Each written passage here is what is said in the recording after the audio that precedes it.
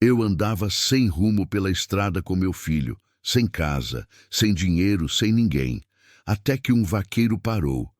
E tudo mudou. Se esse vídeo apareceu para você, é porque essa história vai te emocionar e arrepiar. Então já se inscreve no canal se você gosta desse tipo de história e comenta aí de qual cidade você está assistindo.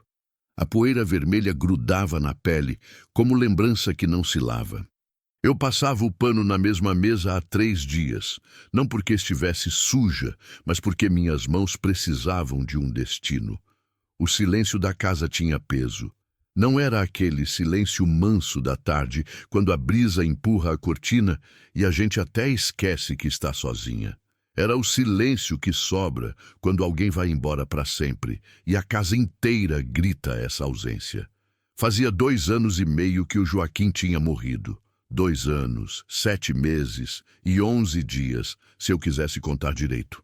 Mas eu não contava, ou fingia que não contava. O corpo dele está enterrado no cemitério do povoado, a 15 quilômetros daqui. Mas a falta dele mora comigo, nessa casa de madeira que range à noite, como se também sentisse saudade. Meu nome é Dalva, tenho 53 anos e minha vida inteira cabe numa casa de 3 cômodos no meio de lugar nenhum, no interior profundo do Maranhão. A fazenda era pequena quando meu pai ainda vivia. Agora é menor ainda. Apenas 3 alqueires de terra seca, algumas cabeças de gado magro, uma horta que insiste em morrer no verão e essa casa que resiste ao tempo porque não sabe fazer outra coisa senão resistir. Eu acordava sempre na mesma hora, antes do sol rachar o céu. Colocava a chaleira no fogo, esquentava a água para o café, sentava na varanda com a caneca entre as mãos e olhava o horizonte como quem espera carta que não vai chegar. O café esfriava. Eu continuava ali. Não esperava nada, na verdade. Só não sabia o que fazer com o tempo que sobrava entre acordar e dormir de novo. A rotina tinha se tornado uma cerca. Eu acordava, alimentava as galinhas, regava a horta quando ainda havia água no poço, varria a casa, cozinhava para mim mesma sem fome, lavava a louça de um prato só, sentava na varanda, entrava de novo, deitava quando o corpo pedia, levantava no meio da madrugada porque o sono também tinha ido embora com o Joaquim. Repetia tudo no dia seguinte, e no outro, e no outro. As pessoas do povoado me viam como aquela mulher quieta que perdeu o marido e nunca mais voltou a ser gente direito. Não era maldade delas pensar assim. Era a verdade. Eu tinha me tornado sombra. Falava pouco, sorria menos ainda. E quando alguém me cumprimentava na rua, eu respondia com um aceno breve, quase pedindo desculpas por estar viva. Mas tinha algo em mim que não morreu junto com o Joaquim. Não sei se era bondade, se era incapacidade de fingir que não via, ou se era só o último resquício de humanidade que me restava. Sempre que cruzava com alguém precisando de ajuda, gente ou bicho, eu parava.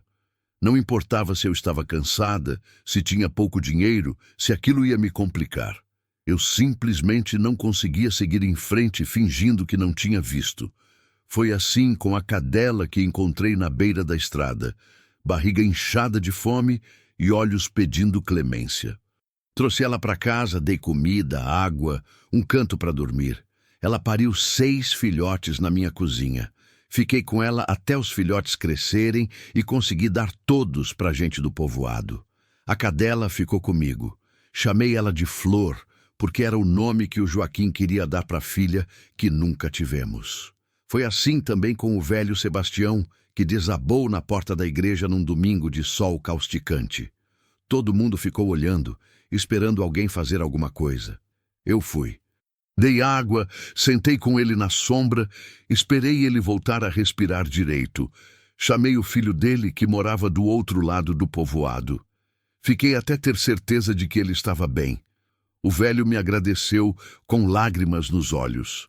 Eu só dei de ombros e fui embora, porque não sabia o que fazer com gratidão. Não era heroísmo, longe disso. Eu não me achava boa, nem especial. Era só que alguma coisa dentro de mim se recusava a endurecer completamente. Como se, em algum canto escondido da alma, ainda houvesse um fio de luz que não apagava. Talvez fosse a última coisa que me ligava ao mundo. Talvez fosse medo de virar pedra de vez. A fazenda ficava numa estrada de terra batida que quase ninguém usava. De vez em quando passava um caminhão carregado de lenha ou algum vizinho a cavalo. Mas a maior parte do tempo, a estrada era só minha, da flor e do vento que levantava a poeira vermelha e fazia rodopiar no ar quente. Eu gostava desse isolamento. Ele doía, mas era uma dor conhecida, segura, previsível. Naquela manhã de janeiro, o calor estava insuportável. O tipo de calor que gruda na pele e não sai nem com 3 banhos. Eu tinha ido até o poço buscar água, com a flor me seguindo devagar, língua para fora, ofegante. O sol do meio-dia era uma pancada na cabeça. Voltei para casa, coloquei a água na sombra, sentei na varanda e fiquei olhando a estrada vazia. Foi quando ouvi o barulho. Um motor forçado, ronco e regular, seguido de um silêncio abrupto. Levantei da cadeira, protegendo os olhos com a mão. Lá na curva, a uns 200 metros da minha casa, uma caminhonete velha estava parada de lado, metade na estrada, metade no acostamento. Fumaceira saindo do capô. Esperei, ninguém desceu. Flor rosnou baixinho, inquieta. Eu disse para ela ficar quieta e continuei olhando. O motor não voltou a ligar. A fumaceira aumentou. Então, depois de uns 2 minutos que pareceram muito mais, a porta do motorista se abriu. Saiu um homem, alto, magro demais, camisa velha grudada no corpo pelo suor. Ele andou até a frente do carro, abriu o capô, ficou olhando ali dentro como quem não entende nada de mecânica. Bateu no capô com raiva, xingou baixo, voltou para a cabine. Não deu partida, só ficou ali, parado, com a cabeça baixa. Eu podia ter entrado em casa, podia ter fingido que não vi. Mas então percebi que ele não estava sozinho. No banco de trás, 2 cabecinhas apareceram na janela. Crianças, pequenas. Uma delas encostou o rosto no vidro, olhando para fora com aquela expressão perdida que criança tem quando o mundo dos adultos desaba. Meu peito apertou. Fiquei ali parada, tentando decidir o que fazer. A estrada estava vazia, o povoado ficava longe, o sol ia fritar quem ficasse preso dentro daquele carro. E as crianças? Suspirei fundo, tirei o avental, desci os 3 degraus da varanda e comecei a andar na direção da caminhonete. Flor me acompanhou, desconfiada. Meus pés levantavam poeira a cada passo. O calor batia no rosto como tapa, mas eu continuei andando. Porque era isso que eu fazia. Era o que sempre fiz. Não por ser forte, só por não conseguir fazer diferente. Quando cheguei perto, o homem ergueu a cabeça. Olhou para mim com uma mistura de alívio e vergonha. Não disse nada. Eu também não. Olhei para o capô fumegante, depois para as crianças no banco de trás. 2 meninas, uma com uns 6 anos, outra com uns 4, suadas, quietas, com medo estampado nos olhos. O carro pifou, disse o homem, voz rouca, cansada. Não sei o que foi, tá superaquecido. Olhei para ele de novo, rosto queimado de sol, olhos fundos, mãos trêmulas. Não parecia perigoso, parecia destruído. Tem água? Perguntei. Ele negou com a cabeça. Acabou faz tempo. Virei para o lado, olhando a estrada vazia nos 2 sentidos. Não ia passar ninguém ali tão cedo. Talvez não passasse ninguém o dia inteiro. Venham comigo, falei sem pensar muito. Minha casa é ali. Tem água, tem sombra. Depois a gente vê o que faz com o carro. O homem hesitou. Olhou para as filhas, depois para mim, como se estivesse medindo se podia confiar. Eu entendi a hesitação. O mundo ensina a desconfiar, mas o calor não perdoa e criança não aguenta sede. Não vou fazer mal, disse, olhando direto nos olhos dele. Só quero ajudar. Ele engoliu seco, assentiu devagar e abriu a porta de trás. As meninas desceram com dificuldade, segurando uma na outra. A menor tropeçou e quase caiu. O pai segurou ela pelo braço, mas mal conseguia se equilibrar ele mesmo. Comecei a andar de volta para casa. Ouvi os passos deles atrás de mim, lentos, pesados. Flor farejava o homem com desconfiança, mas não rosnou. Ela sabia reconhecer perigo, e aquilo ali não era perigo, era desespero. Quando chegamos na varanda, peguei a caneca que estava na mesinha de canto, enchi de água fresca e entreguei para a menina maior. Ela bebeu tudo de uma vez, água escorrendo pelo queixo. A outra esperou, paciente, até a irmã terminar. Depois bebeu também, devagar, segurando a caneca com as duas mãos como se fosse coisa sagrada. O homem ficou de pé, sem aceitar nada. Só olhava as filhas beberem. "Teresenta", mandei, apontando para as cadeiras da varanda. Ele obedeceu. Sentou com cuidado, como quem não quer incomodar. As meninas se acomodaram no chão, encostadas na parede à sombra. Fui buscar mais água, pão que tinha sobrado do café e um pedaço de queijo. Coloquei tudo na mesinha. "Comam", disse. A menor olhou para o pai, pedindo permissão. Ele acenou que sim. Elas comeram devagar, dividindo tudo direitinho. Não eram crianças acostumadas a ter comida farta. Dava para ver. Sentei na outra cadeira e fiquei em silêncio, olhando a estrada. O homem comeu um pedaço de pão, mas parecia que engolia vidro. Não era fome de corpo, era fome de dignidade. "Obrigado", disse ele depois de um tempo. "Não precisa", respondi. "Qualquer um faria o mesmo." Ele deu um sorriso triste. "Não, nem todo mundo faz." Ficamos ali, os quatro, sentados naquela varanda que já tinha visto tanta solidão, agora ocupada por gente estranha que o destino jogou na minha porta. Eu não sabia quem eram, não sabia de onde vinham, não sabia o que tinham passado, mas sabia que naquele momento eles precisavam de ajuda. E eu nunca aprendi a dizer não para quem precisa. O silêncio que se instalou na varanda não era desconfortável. Era o tipo de silêncio de quem está cansado demais para fingir. O homem ficou olhando para o horizonte, com as mãos trêmulas apoiadas nos joelhos. As meninas tinham encostado uma na outra e pareciam estar lutando contra o sono. A menor já tinha os olhos semi-fechados, a cabeça pendendo para o lado. Eu sabia que precisava perguntar alguma coisa. Saber o nome, de onde vinham, para onde iam, mas as palavras não saíam. Tinha algo naquele homem que me lembrava um bicho ferido. Se você se aproxima rápido demais, ele foge ou ataca. Então fiquei quieta, esperando que ele falasse quando estivesse pronto. Foi a menina maior quem quebrou o silêncio. "A senhora mora sozinha?" perguntou, voz fina, curiosa. Olhei para ela. Tinha olhos grandes, castanhos, espertos. O tipo de criança que aprende cedo a ler o mundo dos adultos. "Moro", respondi. "Eu e a Flor."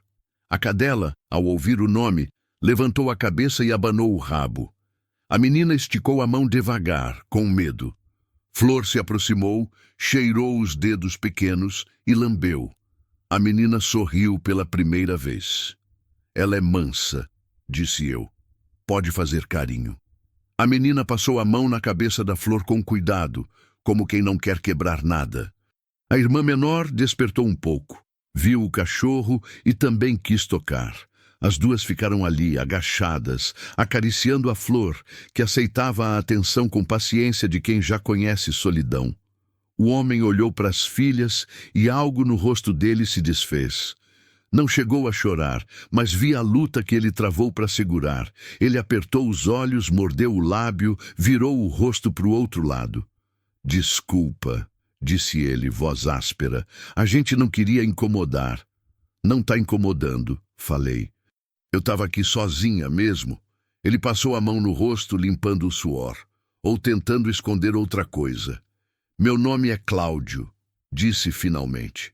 "Essas são minhas filhas. A maior é a Jéssica, a pequena é a Ana." "Dalva", respondi. "Podem ficar à vontade." Ele assentiu, mas não parecia à vontade. Parecia um homem no limite. A gente estava indo para a Imperatriz. continuou hesitante. Tenho um primo lá. Disse que podia arrumar trabalho para mim, mas o carro... Ele olhou na direção da caminhonete parada na estrada. Ele já estava ruim. Eu sabia, mas não tinha outro jeito. Não perguntei por que ele estava indo embora. Não perguntei por que estava fugindo. Porque era isso, dava para sentir. Ele não estava procurando oportunidade. Estava fugindo de alguma coisa. De onde vocês saíram? Perguntei só para dizer alguma coisa. De Balsas, respondeu.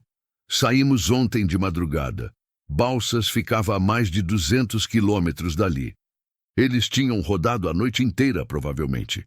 E agora estavam presos aqui, no meio do nada, com um carro quebrado e 2 crianças. Vocês dormiram? Perguntei. Ele negou com a cabeça. A gente parou uma vez só, de madrugada. Mas não dava para dormir direito. Estava frio e eu tinha medo de...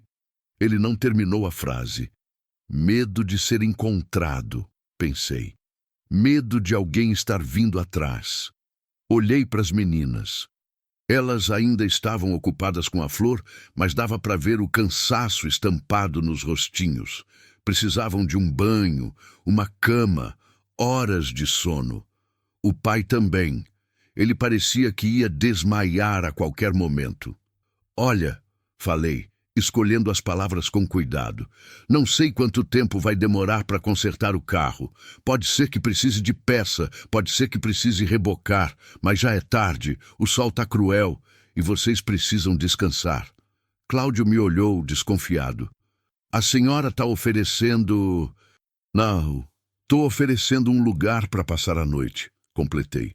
Tem um quarto extra. Não é grande, mas tem 2 camas. Vocês podem dormir, tomar banho, comer alguma coisa. Amanhã a gente vê o que faz com o carro. Ele ficou me encarando, tentando entender. Eu conhecia aquele olhar. Era o olhar de quem já aprendeu que bondade geralmente vem com preço. Por que a senhora está fazendo isso? Perguntou direto.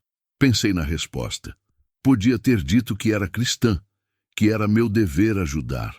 Podia ter inventado qualquer coisa que soasse bonito, mas a verdade era mais simples e mais complicada. Porque eu não consigo não fazer, respondi. É só isso. Ele continuou me olhando por mais um tempo, processando. Depois olhou para as filhas, que agora estavam quase dormindo em cima da flor. Olhou para o céu, para o sol escaldante, para a estrada vazia, e suspirou. A gente aceita, disse. Mas amanhã cedo a gente vai embora. Não quero atrapalhar mais do que já atrapalhei. Vocês não estão atrapalhando, falei levantando da cadeira. Vem, vou mostrar o quarto. Entrei na casa com eles me seguindo. A sala era pequena, mobília velha, mas limpa. Tinha uma foto do Joaquim na parede, de quando éramos jovens. Senti o olhar de Cláudio na foto. Mas ele não perguntou nada. Atravessamos a sala, passamos pela cozinha estreita e chegamos no corredor que levava aos quartos. O quarto de hóspedes era pequeno. 2 camas de solteiro, um guarda-roupa antigo, uma janela que dava para o quintal. Cheirava a mofo e desuso. Fazia mais de 1 ano que ninguém dormia ali. A última vez tinha sido quando a irmã do Joaquim veio para o enterro e ficou 3 dias. Desde então, o quarto estava fechado, acumulando poeira e silêncio. Desculpa a poeira, disse, abrindo a janela para arejar. Faz tempo que ninguém usa. Tá perfeito, disse Cláudio, voz baixa. Sério, a gente não tem como agradecer. Então não agradeça, falei. Só descanse. As meninas entraram devagar, olhando tudo com curiosidade misturada com medo. A menor subiu numa das camas e se jogou de barriga, soltando um suspiro de alívio. A maior ficou de pé, ainda cautelosa. Tem banheiro? Perguntou Jéssica. Tem. É ali no fundo do corredor, apontei. Tem toalha limpa no armário. Podem usar à vontade. A gente pode tomar banho? Perguntou ela, olhando para o pai. Pode, disse Cláudio. Vai lá com sua irmã. Jéssica pegou a Ana pela mão e as 2 saíram para o corredor. Ouvi a porta do banheiro fechar, depois o barulho do chuveiro. Fiquei ali, parada na porta do quarto, com Cláudio ainda de pé, parecendo perdido. "O senhor também pode tomar banho", disse, depois que elas terminarem. Eu não sei como pagar pela ajuda da senhora", disse ele, voz engasgada. "Não tem que pagar nada", falei, cansada de repetir. "Só aceite e pronto." Ele assentiu, mas ainda parecia travado. Saí do quarto e voltei para a cozinha. Acendi o fogão, coloquei a panela de feijão para esquentar, tirei arroz da lata, cortei cebola e tomate. Não tinha muita coisa em casa, mas tinha o suficiente para fazer uma refeição decente. Enquanto cozinhava, ouvi as vozes abafadas das meninas no banheiro. Depois, o silêncio. Meia hora depois, elas saíram.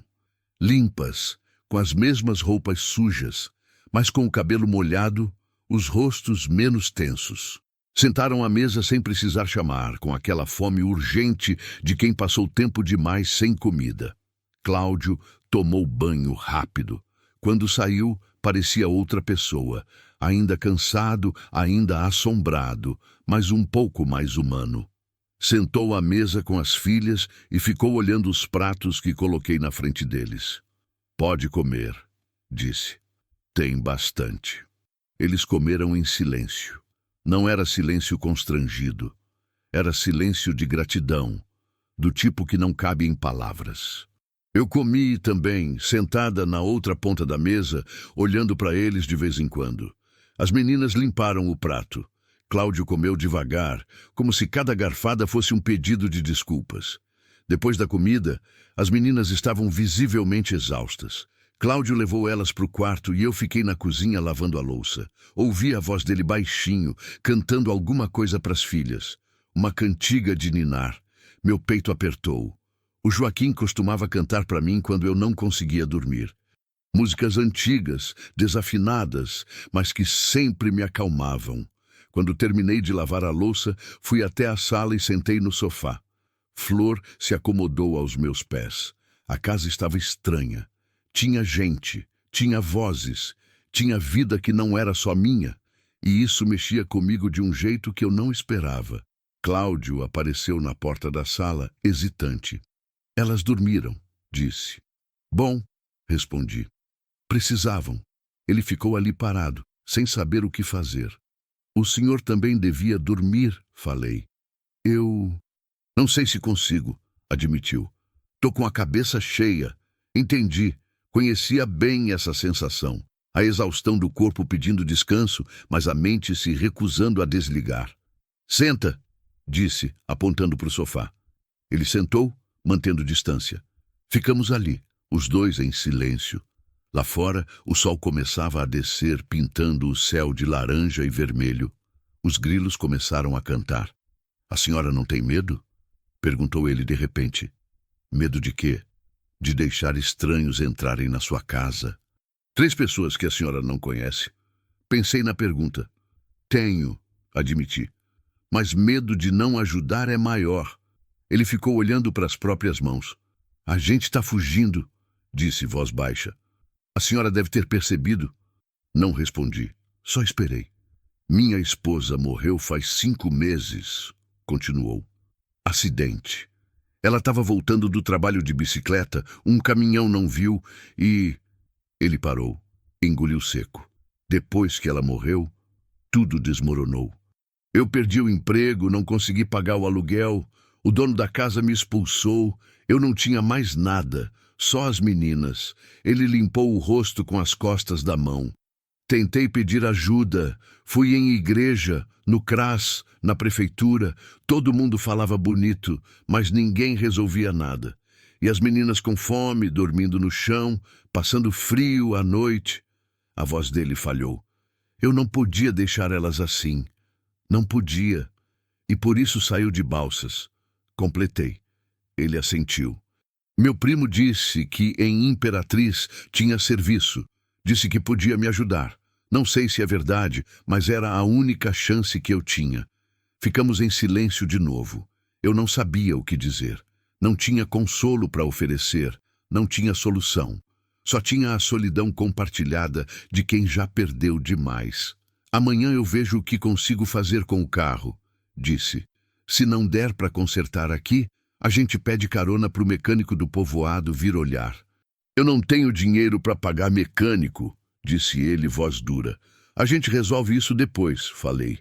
Agora vai dormir. Amanhã a gente pensa melhor. Ele me olhou com aquele agradecimento pesado que magoa mais do que ajuda. Por que a senhora está fazendo isso? De verdade. Suspirei. A pergunta voltava, e eu ainda não tinha resposta melhor. Porque um dia eu também já precisei de ajuda, disse. E alguém parou. Não era totalmente verdade. Ou talvez fosse uma verdade diferente. Mas era o que eu conseguia dizer. Cláudio se levantou devagar, como se cada movimento doesse. Boa noite, Dalva, disse. Boa noite. Ele foi para o quarto. Ouvi a porta fechar. Fiquei ali sentada na sala escura, com a Flor roncando baixinho aos meus pés, tentando entender o que tinha acabado de fazer. Eu tinha deixado 3 estranhos entrarem na minha casa, 3 vidas que não eram minhas, 3 dores que não me pertenciam. E agora elas estavam aqui, dentro das paredes que só conheciam meu silêncio. A casa não estava mais vazia, e isso me assustava mais do que eu queria admitir. Acordei antes do sol, como sempre. O corpo não precisava de relógio, tinha o próprio ritmo gravado nos ossos. Levantei da cama, coloquei os pés no chão frio e fiquei ali sentada por um momento, ouvindo a casa. Ela não estava fazendo o barulho de sempre. Tinha respiração, tinha presença, tinha gente dormindo do outro lado da parede. Me vesti devagar, saí do quarto pisando com cuidado para não fazer barulho e fui para a cozinha. Acendi o fogo, coloquei água para ferver, preparei o café. A Flor apareceu na porta, bocejando, e foi para a varanda esperar a comida dela. Segui minha rotina como se nada tivesse mudado, mas tudo tinha mudado. A casa sabia. Eu sabia. Quando o café ficou pronto, ouvi uma porta se abrir no corredor. Passos leves, de criança. Virei e vi a Jéssica parada na entrada da cozinha, de pés descalços, cabelo bagunçado, olhos ainda inchados de sono. Bom dia, disse ela, voz baixinha. Bom dia, respondi. Dormiu bem? Ela deu de ombros. Mais ou menos. A cama era boa. Mas meu pai ficou acordado a noite toda. Eu ouvi ele andando, não me surpreendi. Homem com aquele peso nas costas não dorme fácil. Tá com fome? Perguntei. Tô. Senta ali, vou fazer mingau. Ela sentou à mesa, balançando as pernas que não alcançavam o chão. Fiquei mexendo a panela, sentindo o olhar dela nas minhas costas. Criança sempre observa mais do que a gente imagina. A senhora mora sozinha faz tempo? Perguntou. Faz. Por quê? Porque meu marido morreu. Ah, ela ficou quieta por um momento. Igual minha mãe. É, disse. Igual sua mãe. A senhora sente falta dele? A pergunta me pegou desprevenida. Parei de mexer o mingau e fiquei olhando para a panela, vendo as bolhas subirem e estourarem. Sinto, respondi depois de um tempo. Todo dia. Meu pai também sente falta da minha mãe, disse Jéssica. Ele chora à noite. Acha que eu não vejo, mas eu vejo. Virei para ela. Tinha uma seriedade naquele rosto pequeno que não devia estar ali. Seriedade que vem de ter crescido rápido demais. Seu pai está fazendo o melhor que pode, disse. Cuidar de vocês sozinho não é fácil. Eu sei, ela respondeu. Eu tento ajudar. Cuido da Ana quando ele precisa, mas a Ana chora muito e às vezes eu não sei o que fazer. Servi o mingau numa tigela, coloquei açúcar, levei para a mesa. Você não tem que saber, disse sentando na frente dela. Você é criança. Não é sua responsabilidade consertar as coisas. Ela pegou a colher, mexeu o mingau, mas não comeu. Meu pai disse que a gente ia ficar bem quando chegasse em Imperatriz. Mas o carro quebrou. E agora eu não sei se a gente vai conseguir chegar. Tinha medo naquelas palavras, medo de ficar presa, de não ter para onde ir, de voltar para a fome e para o desamparo. Vocês vão chegar, disse, com uma firmeza que eu não sabia se sentia. Eu ajudo. Por quê? perguntou ela, olhando direto nos meus olhos. A gente não é nada da senhora. Era a mesma pergunta que o pai tinha feito, a pergunta que eu não conseguia responder direito. Porque vocês precisam, disse, e eu posso ajudar. É simples assim. Minha mãe dizia que o mundo não é simples, disse Jéssica, finalmente comendo uma colherada de mingau. Dizia que as pessoas sempre querem alguma coisa em troca. Sua mãe tinha razão, admiti. O mundo não é simples, mas às vezes a gente encontra alguém que ajuda sem querer nada. Não é comum, mas acontece. Ela ficou me olhando, tentando decidir se podia acreditar. Depois voltou a comer, devagar, saboreando cada colherada como se fosse a última. A Ana apareceu logo depois, arrastando um bichinho de pano velho. Tinha olhos de quem ainda não acordou direito. Sentei ela no colo, dei mingau para ela também, e fiquei ali segurando aquele corpo pequeno e quente, sentindo um aperto no peito que eu não sentia faz anos. Cláudio apareceu por último. Tinha olheiras fundas, barba por fazer, o rosto marcado por uma noite sem sono. Sentou à mesa sem dizer nada. Aceitou o café que ofereci, tomou em silêncio. Como está o carro? Perguntei depois que todos terminaram de comer. Não sei, disse ele. Vou lá ver agora. Vou com você. Ele quis discutir, mas eu já estava levantando da cadeira. Saímos os dois, deixando as meninas dentro de casa com a Flor. O sol já estava alto, o calor começando a apertar. Andamos pela estrada de terra até a caminhonete parada. Ela parecia ainda mais maltratada à luz do dia. Lataria amassada, para-brisa rachado, pneus carecas. Cláudio abriu o capô. Olhou ali dentro, cutucou uns fios, balançou a cabeça. Não entendo nada disso, admitiu. Eu também não, disse. Mas conheço alguém que entende. Ele me olhou, desconfiado. Quem? O Zé da oficina. Mora no povoado. Ele vem aqui às vezes fazer uns bicos. Se eu pedir, ele vem dar uma olhada. Eu já disse que não tenho dinheiro para pagar. Eu sei, mas o Zé é gente boa. A gente conversa com ele, explica a situação.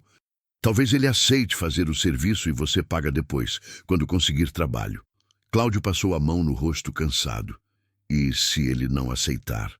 A gente pensa em outra coisa. Ele ficou olhando para o carro quebrado, para as mãos sujas de graxa, para o horizonte vazio. Tinha derrota naquele olhar. O tipo de derrota de quem já lutou demais e não tem mais força. Por que você está fazendo tudo isso? Perguntou de novo. Você nem me conhece.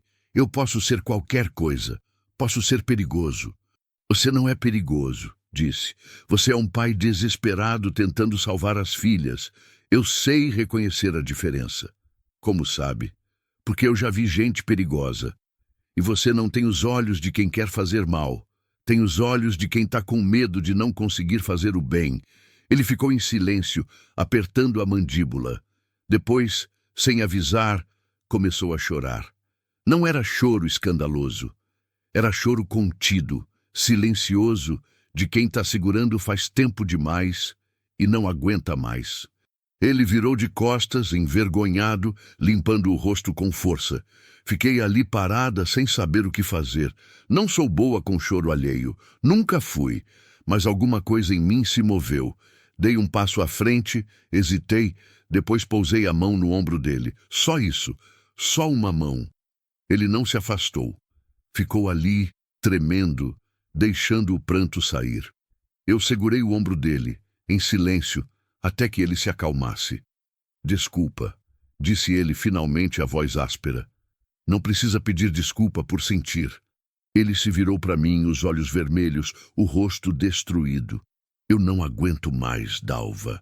Eu tentei tanto, tentei ser forte para as meninas, tentei não desmoronar, mas está pesado demais. E eu tenho tanto medo de falhar com elas. Você não está falhando, disse, firme. Você está lutando, e isso já é mais do que muita gente faz. Mas e se não for suficiente? E se o carro não consertar? E se meu primo não conseguir me arrumar emprego? E se a gente ficar na rua de novo? Então a gente pensa em outra coisa, repeti. mas uma coisa de cada vez. Agora a gente conserta o carro. Ele respirou fundo, tentando se recompor. Você confia nesse Zé? Confio. Então tá, chama ele. Voltamos para casa. Cláudio foi para o quarto, provavelmente para se lavar e esconder dos filhos que tinha chorado. Eu fui até o telefone velho que ficava na sala. Disquei o número que sabia de cor. O Zé atendeu no terceiro toque. Alô? Zé, sou eu, Dalva. Dona Dalva, que surpresa! Tá tudo bem? Tô, mas preciso de um favor. Expliquei a situação. O Zé escutou sem interromper. Quando terminei, ele suspirou. Dona Dalva, a senhora sabe que eu ajudo quando posso. Mas tá difícil, viu? Tenho contas para pagar, a oficina tá devendo... Eu sei, Zé, mas é uma família.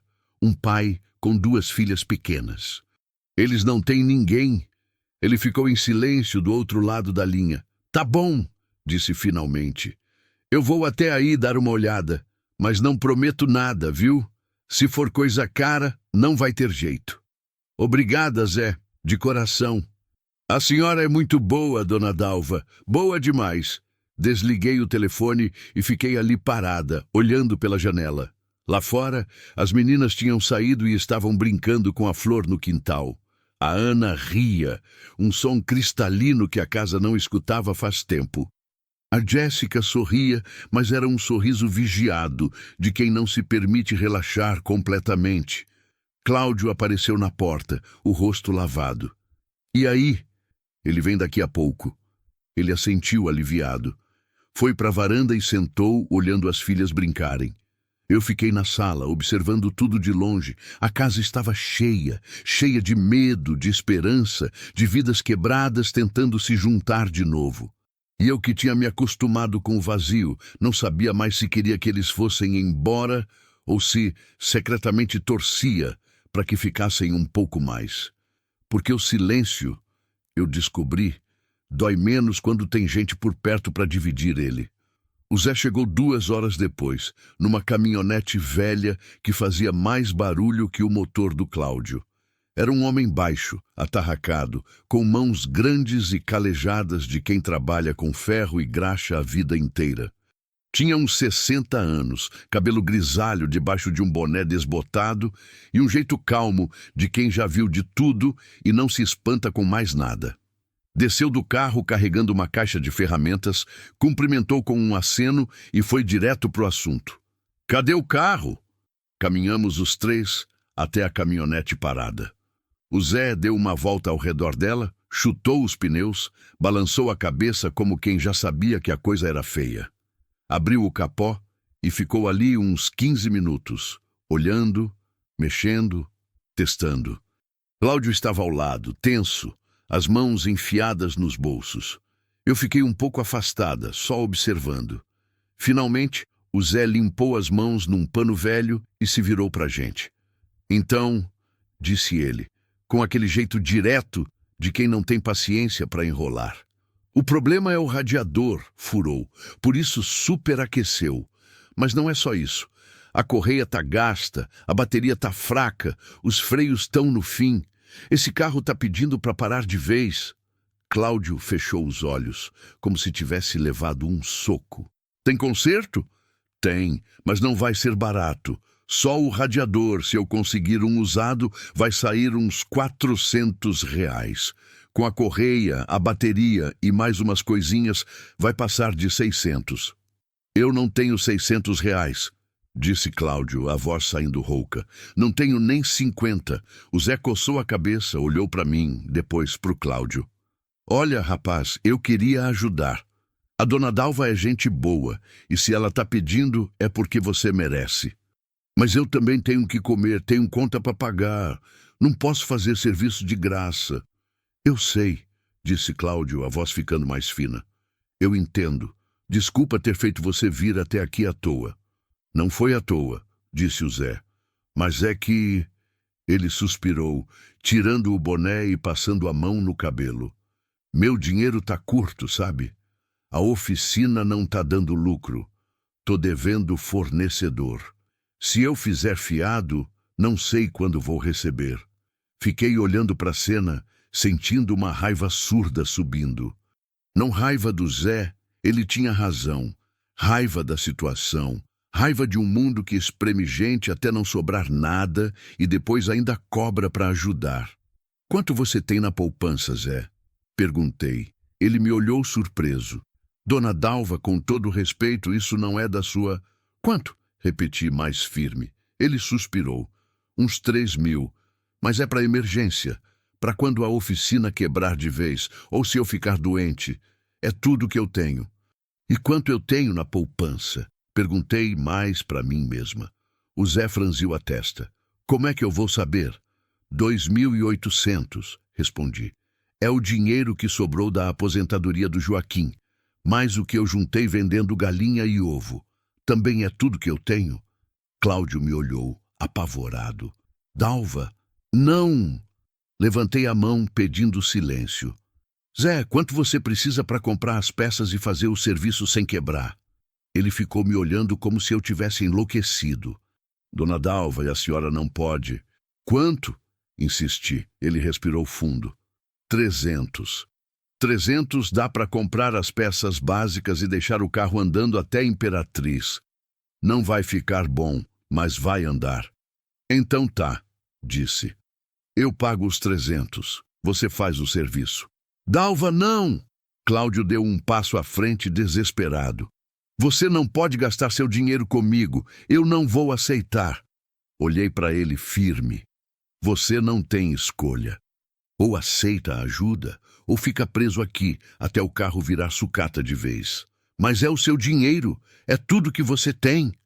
Eu sei quanto eu tenho, disse, a voz saindo mais dura do que eu pretendia.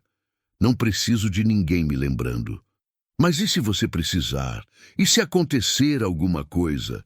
Se acontecer, eu resolvo. Sempre resolvi. O Zé estava olhando para nós dois como quem assiste uma briga de família. Ah, Dona Dalva, a senhora tem certeza disso? Porque se a senhora me der esse dinheiro, não tem volta. Eu vou gastar nas peças. Tenho certeza. Cláudio passou as mãos no rosto, agoniado.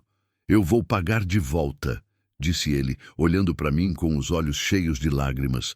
Juro por Deus que eu vou pagar. Assim que eu arrumar trabalho, eu mando o dinheiro, todo mês, até quitar tudo. Não precisa, disse. Precisa sim, ele quase gritou. Precisa, porque eu não vou conseguir viver sabendo que te deixei sem nada. Fiquei olhando para ele. Via o desespero, a vergonha, o orgulho ferido. Conhecia bem esses sentimentos. Tá bom, cedi. Você paga quando puder, mas sem pressa. E sem se matar por causa disso. Ele assentiu, ainda tremendo. O Zé soltou um suspiro longo. Vocês dois são loucos, disse ele, balançando a cabeça. Mas tá bom, eu faço o serviço, só que vai demorar uns 2, 3 dias. Tenho que ir na cidade buscar as peças, trazer, instalar. Não dá para fazer hoje. 2, 3 dias? Cláudio repetiu preocupado. É, confirmou o Zé. Por quê? Tem pressa? Cláudio olhou para mim, depois para o Zé, sem saber o que dizer. Eles podem ficar aqui, falei. Enquanto o carro não ficar pronto, ficam na minha casa. Dalva, não, começou Cláudio. Já decidido, cortei. Não adianta discutir. O Zé deu um sorriso pequeno. A senhora não mudou nada, Dona Dalva. Teimosa que nem mula. E você não mudou nada também, respondi. Resmungão que nem jumento velho. Ele riu, pegou a caixa de ferramentas e voltou para a caminhonete. Amanhã eu venho com as peças. Fica combinado. Obrigada, Zé. Imagina, a senhora é quem está fazendo o favor aqui. Ele foi embora levantando poeira. Ficamos ali, eu e Cláudio, parados no meio da estrada. Ele estava olhando para o chão, as mãos tremendo. Dalva, começou ele, a voz embargada. Não fala nada, cortei. Só aceita. Mas eu não consigo aceitar assim, sem mais nem menos. Você acabou de gastar R$300 comigo. R$300. É muito dinheiro. Para você também era muito dinheiro, disse. E mesmo assim você ia gastar tudo para chegar em Imperatriz. Então qual a diferença? A diferença é que você não me deve nada. Eu sou um estranho. Apareci aqui ontem, sem avisar, sem pedir licença, e você... Ele parou, incapaz de continuar. Virei para ele. Eu o quê? Você me tratou como gente, disse ele, finalmente olhando nos meus olhos, como se eu valesse alguma coisa. Ninguém fez isso desde que minha esposa morreu. Ninguém. Senti um aperto no peito. Aquelas palavras mexeram comigo de um jeito que eu não esperava. Você vale, disse simplesmente. Suas filhas valem, e é isso que importa. Ele balançou a cabeça, como se não conseguisse acreditar. Eu não sei como agradecer. Então, não agradece. Só cuida das suas filhas. É o único agradecimento que eu preciso. Começamos a andar de volta para casa. O sol estava no ponto mais alto, queimando a pele, secando a garganta. Quando chegamos na varanda, as meninas vieram correndo. Pai, o carro vai consertar? Perguntou a Jéssica, ansiosa. Cláudio olhou para mim, depois para as filhas. Vai, disse, mas vai demorar uns dias. A gente vai ficar aqui até ficar pronto. A Ana bateu palmas, feliz. A Jéssica olhou para mim, desconfiada. A senhora deixa? Deixo, respondi. Fiquem à vontade. Elas sorriram, mas a Jéssica ainda tinha aquela expressão cuidadosa, como se esperasse que a qualquer momento tudo fosse desmoronar de novo. Entramos na casa. Preparei almoço. Arroz, feijão, uns pedaços de carne seca que tinha guardado. Comemos juntos na mesa pequena da cozinha. Era estranho ter companhia. Estranho ouvir vozes que não eram só ecos da minha própria. Estranho ver pratos cheios, gente mastigando, vida acontecendo dentro das paredes que tinham se acostumado com o vazio. À tarde, deixei as meninas brincando no quintal e fui cuidar da horta. Cláudio veio junto, sem pedir, e começou a ajudar. Arrancava mato, regava as plantas, consertava a cerca que estava caindo. Trabalhávamos em silêncio, só o barulho das ferramentas e do vento. Você não precisa trabalhar, disse depois de um tempo. Você é hóspede. Eu sei, respondeu ele. Mas não consigo ficar parado, e você está fazendo tanto pela gente. Queria pelo menos ajudar em alguma coisa. Não discuti. Continuamos trabalhando até o sol começar a descer.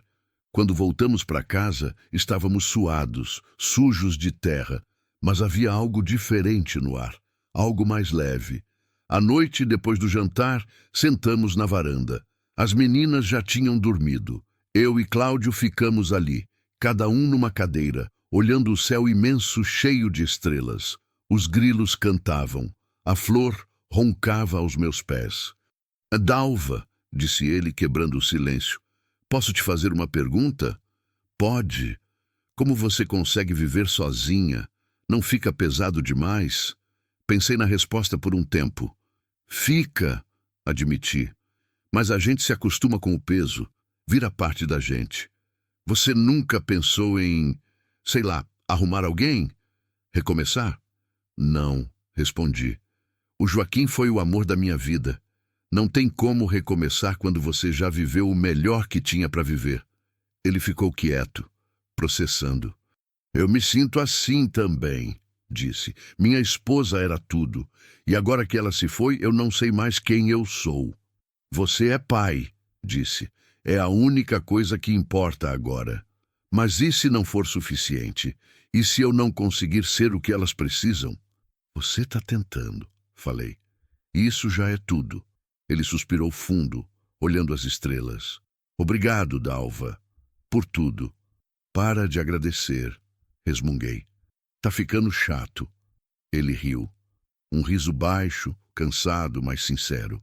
E eu, sem querer, sorri também. Ali, naquela varanda, debaixo do céu imenso do interior, duas solidões se encontraram, não para se completar, não para se salvar, só para dividir o peso por um tempo.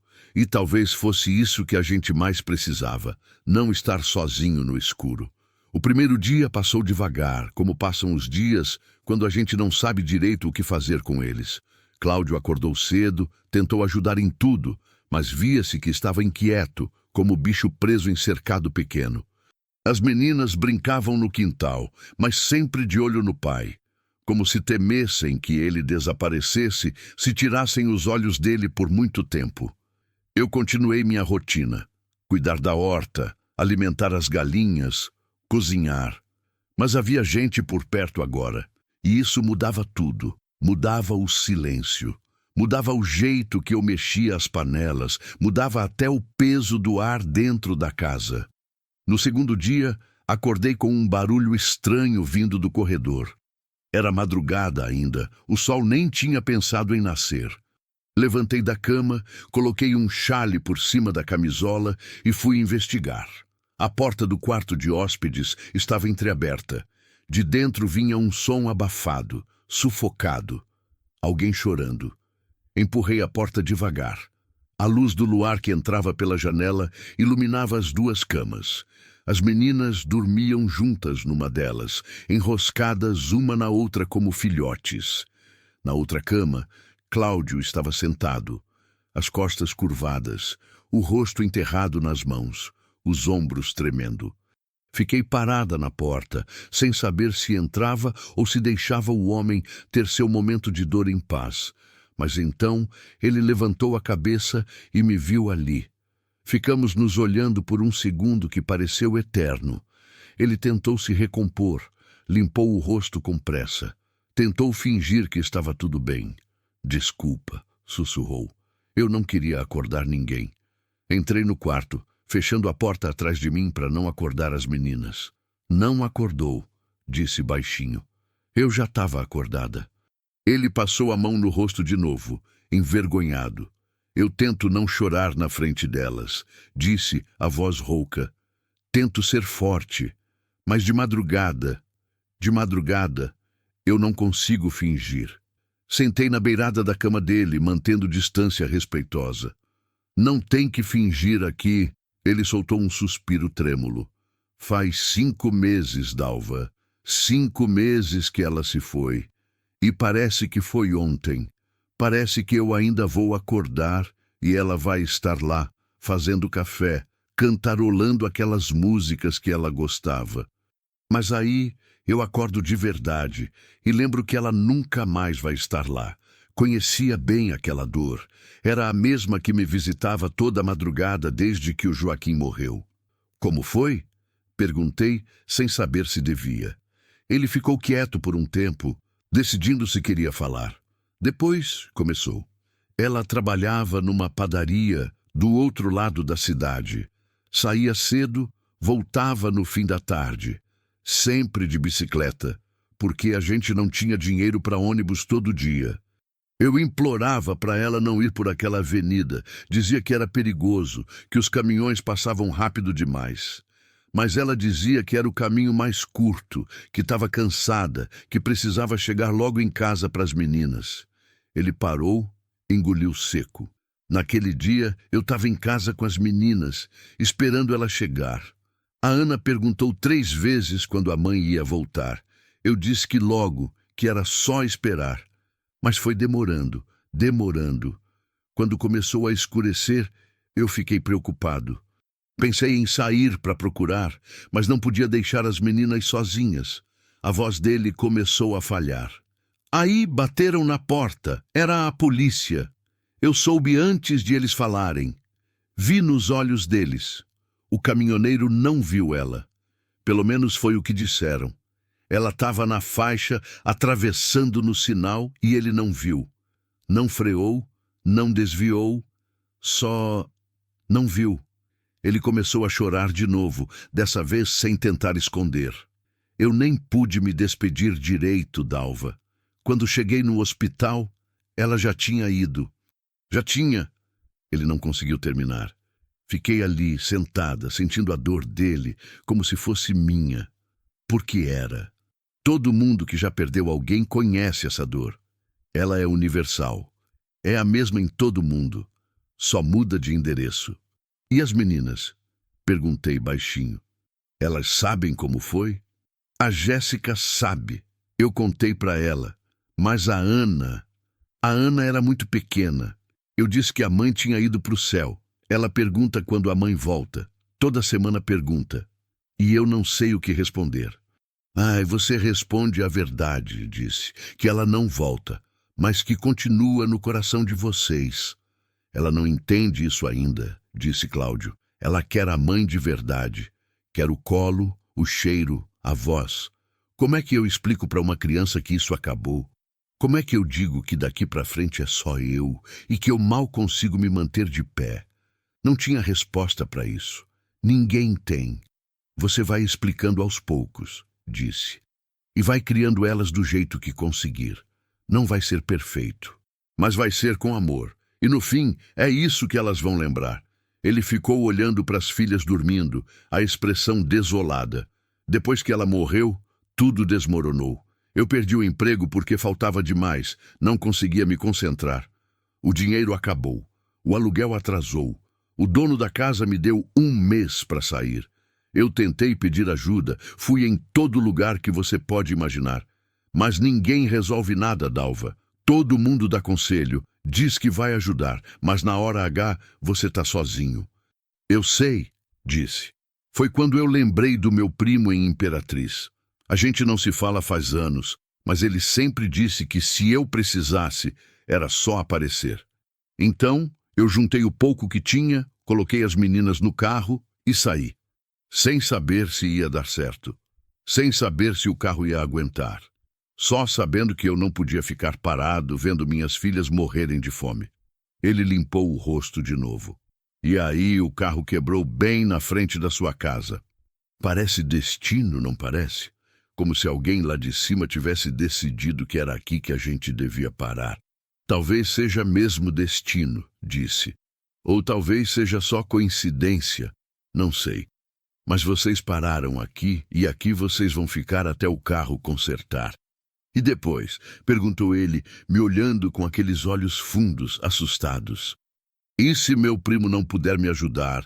E se não tiver trabalho? E se a gente chegar lá e for a mesma coisa de Balsas? Aí você pensa em outra coisa, falei firme. Mas não adianta sofrer por coisa que ainda não aconteceu. Sofre o suficiente pelo que já aconteceu. Não precisa inventar mais. Ele deu um sorriso triste. Você fala como minha esposa falava. Ela era assim, prática. Dizia que chorar estava bom, mas que tinha que secar a lágrima e continuar andando. Ela estava certa. Tava. Ele olhou para as mãos. Às vezes eu tenho raiva dela, sabia? Raiva por ter ido trabalhar naquele dia. Raiva por não ter pegado outro caminho. Raiva por ter me deixado sozinho com toda essa responsabilidade. Eu sei que não é justo sentir isso, que não foi culpa dela. Mas eu sinto. É normal, disse. Raiva faz parte do luto. Você tem raiva do seu marido? Pensei na pergunta. Ninguém nunca tinha me perguntado isso antes. Tenho, admiti. Raiva dele por ter fumado a vida inteira sabendo que fazia mal. Raiva dele por não ter cuidado melhor da saúde. Raiva dele por ter me deixado sozinha nessa casa vazia. Mas também tenho saudade e gratidão e amor. Tudo junto, misturado, doendo ao mesmo tempo. Ele assentiu, como se finalmente alguém tivesse dito algo que fazia sentido. Obrigado por me deixar falar, disse. Faz tempo que eu não falo sobre isso com ninguém. As pessoas têm medo da dor dos outros. Acham que vai contaminar ou que não sabem o que dizer. Então fingem que tá tudo bem. Não tá tudo bem, disse. E não tem problema não estar. Ficamos ali sentados no escuro, 2 desconhecidos unidos pela mesma ferida. Não era conforto o que a gente oferecia um para o outro. Era só reconhecimento. A certeza de que a dor era real, era válida e que não precisava ser escondida para ser respeitada. Depois de um tempo, levantei da cama. Tenta dormir, disse. Amanhã tem mais um dia. Sempre tem mais um dia, disse ele, cansado. Às vezes eu queria que não tivesse. Eu sei, mas tem, e a gente acorda e enfrenta. É o que sobra pra gente. Saí do quarto e voltei pro meu. Deitei na cama, mas não dormi. Fiquei olhando o teto, pensando em tudo o que Cláudio tinha dito, pensando na esposa dele, na bicicleta, no caminhão que não viu, pensando no Joaquim, no cigarro que ele não largou, no câncer que comeu ele aos poucos, pensando em como a vida é frágil, como a gente constrói coisas achando que são eternas, e aí um dia tudo desmorona e sobra só a gente, sozinho, tentando juntar os pedaços. Quando o sol nasceu, levantei e fui fazer café. Cláudio apareceu na cozinha logo depois, com os olhos inchados, mas o rosto mais sereno. A gente não falou sobre a conversa da madrugada, não precisava. Algumas coisas ficam guardadas no silêncio, e é lá que elas pertencem. As meninas acordaram, tomaram café, saíram para brincar. Eu e Cláudio trabalhamos na horta de novo. Ele consertou a cerca que estava quebrada, eu arranquei o mato que insistia em crescer. O Zé não tinha dado notícias ainda das peças. À tarde, enquanto eu descascava batatas na cozinha, a Jéssica entrou e sentou na cadeira ao meu lado. "Dalva", disse ela hesitante. "Oi? Você acha que meu pai vai ficar bem?" Parei de descascar e olhei para ela. "Por que pergunta isso?" "Porque eu ouvi ele chorando de noite", disse ela, a voz pequena. "Ele acha que eu não sei, mas eu sei. Ele chora toda noite desde que minha mãe morreu." Meu peito apertou. "Seu pai vai ficar bem", disse, escolhendo as palavras com cuidado. "Mas vai demorar. Dor não sara rápido. E a gente? Eu e a Ana. A gente vai ficar bem?" Larguei a faca, me virei para ela e segurei as mãos pequenas. "Vocês vão", disse, firme, "porque vocês têm um pai que ama vocês mais do que tudo, e enquanto tiver amor, sempre tem jeito." Ela olhou nos meus olhos, procurando certeza. "Você promete?" "Não gosto de prometer. Promessas são coisas frágeis que quebram fácil." Mas olhei para aquela menina, com seus 6 anos de vida e seus 100 anos de preocupação, e não consegui fazer outra coisa. "Prometo." Ela abraçou meu pescoço, forte, e ficou ali agarrada, como se eu fosse tábua de salvação no meio do mar. Segurei ela também, sentindo o corpo pequeno tremer, sentindo o medo que ela escondia tão bem. E naquele momento entendi que não estava só ajudando Cláudio. Estava ajudando uma família inteira a não se afogar. E talvez, no processo, estava aprendendo a não me afogar também. No terceiro dia, o céu amanheceu diferente. Pesado, cinzento. O ar estava carregado daquele jeito que anuncia chuva grande, do tipo que alaga a estrada e deixa a gente ilhada por dias. Olhei pela janela da cozinha e senti um aperto no peito. Conhecia bem aquele céu. Ele não mentia.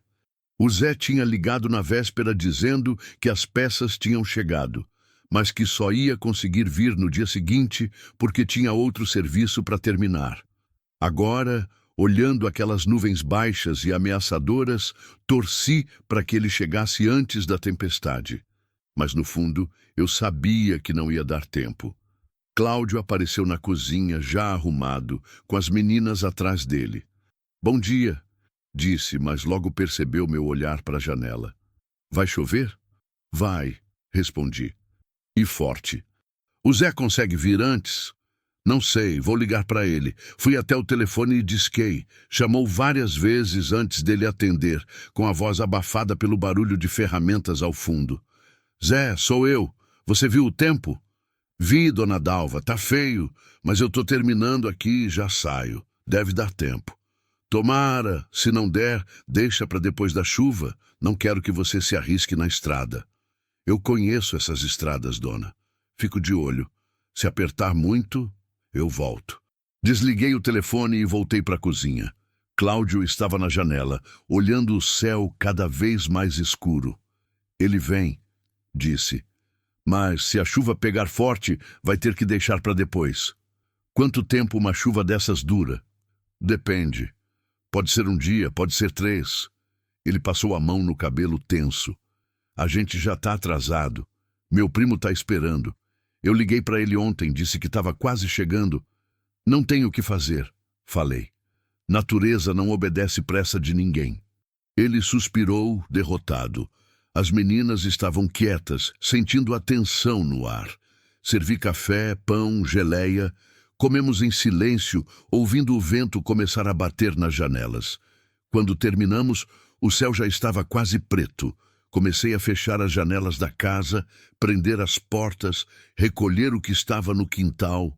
Cláudio me ajudou sem precisar pedir. Trouxemos as galinhas para dentro do galinheiro, cobrimos a lenha, amarramos o que podia voar. A Flor estava inquieta, andando de um lado para o outro, fungando o ar. Bicho sempre sabe quando a coisa vai ficar feia. Chamei ela para dentro, mas ela resistiu. Teve que ser a Ana quem convenceu, prometendo carinho e um cantinho perto dela. O primeiro trovão veio alto, rachando o céu. A Ana gritou e correu para o colo do pai. A Jéssica tentou fingir que não tinha medo, mas vi ela apertar as mãos uma na outra, os nós dos dedos ficando brancos. Vem, disse para elas, vamos para o sofá. Quando chove assim, o melhor é ficar junto. Sentamos na sala, os 5. Eu, Cláudio, as 2 meninas e a Flor. A chuva começou devagar, umas gotas grossas batendo no telhado de zinco. Depois foi aumentando, até virar um barulho ensurdecedor, como se 1000 pedras estivessem sendo jogadas na casa ao mesmo tempo. O vento sacudia as janelas. A luz piscou uma vez, 2. Na terceira, apagou de vez. Acabou a luz, disse a Jéssica, a voz tremendo. Acabou, confirmei. Mas é normal. Sempre acaba quando chove forte. Volta depois. Levantei e fui buscar as velas que guardava na cozinha. Acendi 3, coloquei uma na mesa de centro, outra na cozinha, outra no corredor. A casa ficou com aquela luz fraca, tremulante, que faz as sombras dançarem nas paredes. A chuva continuou caindo cada vez mais forte. O trovão vinha em sequência agora, um atrás do outro, iluminando a sala por frações de segundo. A Ana estava grudada no pai, tampando os ouvidos. A Jéssica estava quieta, mas eu via o medo nos olhos dela. Vou contar uma história, disse para distrair. Querem ouvir? A Ana assentiu, ainda com os ouvidos tampados. A Jéssica também. Comecei a contar uma história que minha mãe contava para mim quando eu era criança. História de uma menina que se perdeu na floresta e foi acolhida por uma onça velha que vivia sozinha. A onça ensinou a menina a caçar, a sobreviver, a não ter medo do escuro. Quando a menina cresceu e voltou para a aldeia, as pessoas estranharam. Diziam que ela tinha olhos de bicho, que andava diferente, que não pertencia mais àquele lugar. Mas a menina não se importava, porque tinha aprendido que pertencer não é estar onde todo mundo quer que você esteja, é estar onde seu coração consegue respirar. As meninas escutaram em silêncio, esquecendo da tempestade por uns minutos. Quando terminei, a Ana perguntou: "E a onça? Ela ficou sozinha de novo?" "Ficou", respondi. Mas agora ela sabia que tinha feito diferença na vida de alguém. E isso já não deixava ela tão sozinha. A Ana pensou nisso, séria. "Você é como a onça", disse, me olhando com aqueles olhos grandes. "Mora sozinha, mas ajuda as pessoas." Senti um nó na garganta. Criança tem essa capacidade de ver verdades que adulto esconde. "Talvez", disse, a voz saindo rouca. A chuva não dava trégua. Já fazia mais de 2 horas que caía sem parar. Comecei a me preocupar com o Zé. Se ele tinha saído, devia estar preso em algum lugar. Ou pior, tentando dirigir naquele dilúvio. Tentei ligar para ele, mas o telefone estava mudo. A linha tinha caído também. "Dalva", disse Cláudio, olhando pela fresta da janela. "Acho que a água está subindo." Levantei e fui ver. Lá fora, a estrada tinha virado um rio barrento. A água corria rápido, levando galhos, folhas, tudo que encontrava pelo caminho. Meu coração apertou. Se continuasse assim, a casa ia ficar ilhada. Não seria a primeira vez, mas nunca tinha acontecido com gente estranha dentro. "Vai alagar?" perguntou a Jéssica, vindo até a janela. "Não", menti. "A casa é alta. A água não chega aqui." Mas eu não tinha certeza. Em 2019, na última grande chuva, a água tinha entrado na cozinha. Tinha ficado 3 dias sem poder sair, comendo o que tinha na despensa, esperando o nível baixar. Sozinha, eu tinha aguentado. Mas agora tinha 4 pessoas para me preocupar. Fui até a despensa conferir o que tinha. Arroz, feijão, farinha, algumas latas de sardinha, ovos, um pedaço de carne seca. Dava para alguns dias se a gente comesse com cuidado. Água tinha bastante no filtro e nas garrafas que eu sempre guardava para emergência. Cláudio me seguiu até a despensa. "Tá preocupada?", disse. Não era pergunta. "Tô", admiti. "Se a água subir muito, a gente fica presa aqui. Pode demorar dias para baixar." "E comida?" "Tem o suficiente." "E o Zé?" "Não sei. Espero que ele tenha voltado, ou que tenha parado em algum lugar seguro." Ele olhou para mim e vi que estava tentando não entrar em pânico. "A gente vai ficar bem", disse, mais para ele do que para mim. "Já passei por isso antes. A gente espera e a água baixa. E se não baixar? Baixa sempre." Mas minha voz não saiu tão firme quanto eu queria. Voltamos para a sala. As meninas estavam no sofá, abraçadas, com a Flor deitada aos pés delas. A luz das velas tremulava, fazendo sombras compridas nas paredes. Lá fora, o mundo tinha virado água e barulho. A tarde foi passando devagar. A chuva não parava. A luz não voltava. O telefone continuava mudo. Fiz comida no fogão a lenha. Era bom ter uma segunda opção para esses momentos. As meninas comeram pouco, ainda assustadas com a tempestade. Cláudio comeu em silêncio, mas vi que ele mal mastigava, só engolia, a cabeça longe dali. Quando escureceu de vez, a situação piorou. Sem luz elétrica, a casa ficou numa escuridão quase completa. As velas ajudavam pouco. O barulho da chuva no telhado era tão alto que mal dava para ouvir a própria voz. E a água, quando fui conferir de novo, já tinha chegado no primeiro degrau da varanda. "Dalva", disse Cláudio, a voz tensa, "a água está subindo." "Eu sei. O que a gente faz?" "Espera", disse. "Não tenho o que fazer além de esperar." Mas eu também estava com medo. Medo de que a água continuasse subindo. Medo de que entrasse na casa. Medo de não conseguir proteger aquela família que o destino tinha jogado na minha porta. A Ana começou a chorar, baixinho. Cláudio a pegou no colo, tentando acalmar, mas ela soluçava, pedindo à mãe. Dizia que queria ir embora, que queria a mãe, que tinha medo. Cláudio fazia o que podia, mas a impotência estava estampada no rosto dele. A Jéssica estava quieta demais. Sentada no canto do sofá, olhando para a porta como se esperasse que alguém fosse entrar e salvar todo mundo. Mas não ia entrar ninguém. Estávamos sozinhos, os 5, numa casa cercada de água, no meio do nada. Sentei ao lado da Jéssica e segurei a mão dela. "Vai passar", disse. "Como você sabe?", perguntou ela, me olhando com aqueles olhos velhos demais para a idade. "Porque sempre passa", respondi. "Pode demorar, pode doer, mas passa." "Minha mãe costumava dizer isso também", disse ela, a voz fina. "Dizia que as coisas ruins sempre passam, mas ela não voltou. Então, às vezes, as coisas não passam. Às vezes, elas só ficam piores. Não tinha resposta para isso, porque ela tinha razão.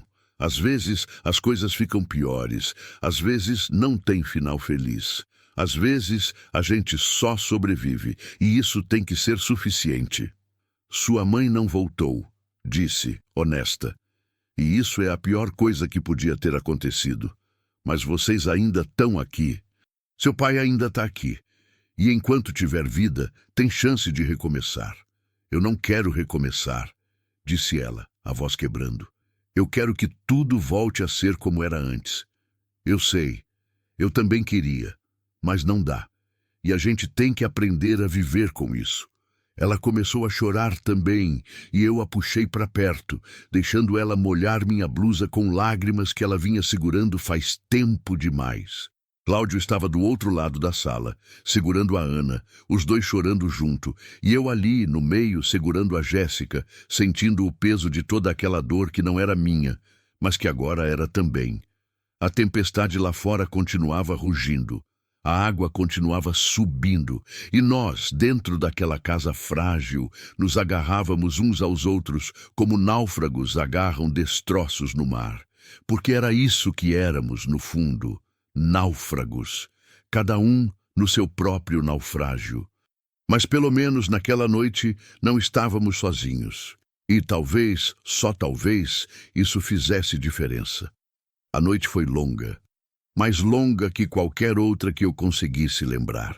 A chuva continuou caindo sem piedade, e a água foi subindo, devagar mas constante, como destino que não se pode evitar. Quando chegou no terceiro degrau da varanda, parei de conferir. Não adiantava ficar olhando, só aumentava o medo. As meninas acabaram dormindo no sofá, exaustas de tanto chorar. Cláudio e eu ficamos acordados, sentados cada um numa ponta, com as velas queimando baixinho entre nós. Não falávamos, só escutávamos a chuva, o vento e de vez em quando o estrondo de alguma coisa sendo levada pela água lá fora. Deve ter sido por volta das 3 da manhã quando ouvi um barulho diferente, um rangido. Vinha do fundo da casa. Levantei devagar para não acordar as meninas e fui investigar. Cláudio me seguiu trazendo uma vela. O barulho vinha do quarto de hóspedes. Quando entramos, vi a água. Tinha entrado por baixo da porta que dava para o quintal, a porta que eu sempre travava, mas que às vezes cedia com a pressão. A água estava se espalhando pelo chão de madeira, formando uma poça escura que refletia a luz da vela. Merda, murmurei. Cláudio colocou a vela na cômoda e começou a pegar as coisas deles. As poucas roupas que tinham, os calçados, a mochila com os documentos. Colocou tudo em cima da cama, fora do alcance da água. Tem mais algum quarto? Perguntou. Tem o meu, mas é pequeno. A gente se vira. Carregamos tudo para o meu quarto. Era apertado, tinha só uma cama de casal e um guarda-roupa velho, mas era seco. E naquele momento, seco era tudo que importava. Quando voltamos para a sala, Cláudio se encostou na parede e passou as mãos no rosto, exausto. Não era para ser assim, disse ele, voz baixa, para não acordar as meninas. Nada era para ser assim. A gente devia ter chegado em Imperatriz já. Devia estar começando vida nova, e a gente está preso aqui, no meio de uma tempestade, dentro da casa de uma estranha que tem mais bondade num dedo do que o mundo inteiro junto. Eu não sou estranha mais, disse. Não depois de 3 dias. Ele deu um sorriso cansado. 3 dias, parece que faz uma vida. Parece mesmo. Ficamos ali parados, olhando as meninas dormirem. A Flor tinha se acomodado no chão ao lado do sofá, fazendo guarda. Mesmo dormindo, a Ana tinha a testa franzida, como se o medo não a largasse nem nos sonhos. A Jéssica estava abraçada numa almofada, o corpo todo tenso. Elas não merecem isso, disse Cláudio, a voz embargada. Já perderam tanto. E agora isso. Presas, com medo, longe de tudo. Elas estão vivas, falei. E tão com você. É mais do que muita gente tem. Eu sei, mas não é suficiente. Eu queria dar mais. Queria dar tudo que a mãe delas dava. O carinho, a paciência, aquele jeito de fazer tudo parecer menos assustador. Mas eu não consigo. Eu tento, mas não consigo. Você não precisa ser ela, disse. Precisa ser você, e você está fazendo o melhor que pode. O melhor que eu posso não está sendo bom o suficiente. Tá sim, você só não vê ainda. Ele olhou para mim, os olhos brilhando na luz fraca da vela. Como você consegue ter tanta certeza? Porque eu vejo do lado de fora, respondi. Você está dentro da dor, então não consegue enxergar direito. Mas eu vejo. Vejo o jeito que você olha para as suas filhas. Vejo como você segura elas quando elas choram. Vejo como você está disposto a fazer qualquer coisa para dar um futuro melhor para elas. Isso é amor, Cláudio. E amor sempre é suficiente. Ele balançou a cabeça, sem conseguir acreditar. Minha esposa sempre soube o que fazer.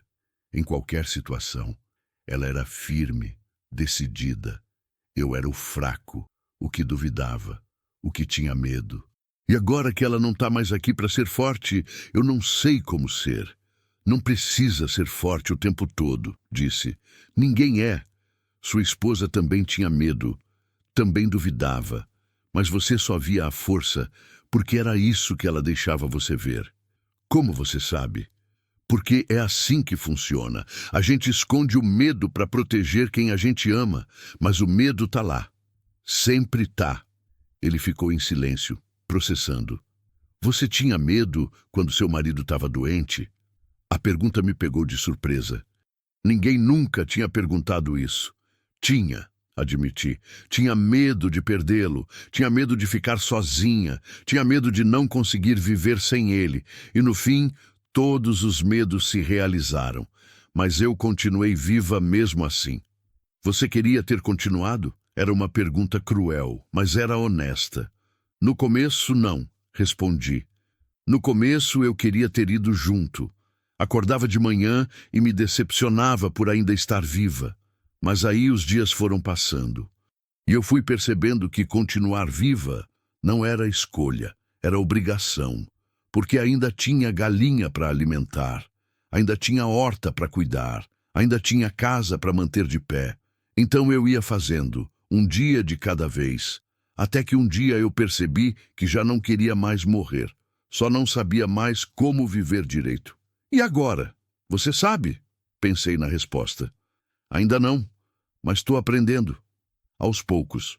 Ele assentiu, como se aquilo fizesse sentido. Obrigado por deixar a gente ficar aqui, Dalva. Mesmo com tudo isso, mesmo com a tempestade, com a água entrando, com a bagunça toda, você podia ter mandado a gente embora. Podia ter dito que era problema nosso, não seu. Mas você não fez isso. Não conseguia fazer isso. Por quê? Porque você se importa com gente que não conhece? Era a mesma pergunta, de novo, e eu ainda não tinha resposta melhor.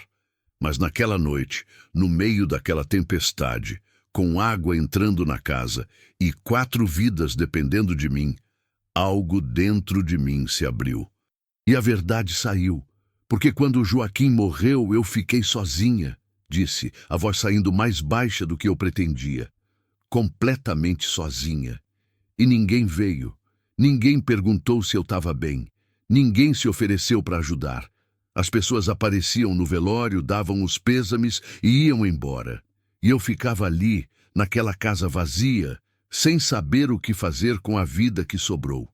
Se alguém tivesse parado, se alguém tivesse ficado, se alguém tivesse perguntado, Dalva, você precisa de alguma coisa? Talvez tivesse sido diferente. Minha voz falhou, parei, respirei fundo, continuei. Então, quando eu vejo alguém precisando de ajuda, eu paro, porque eu sei como é não ter ninguém. E eu não quero que mais ninguém sinta isso se eu puder evitar. Cláudio ficou me olhando e vi lágrimas começando a descer pelo rosto dele. Eu sinto muito que você tenha passado por isso, disse, a voz embargada.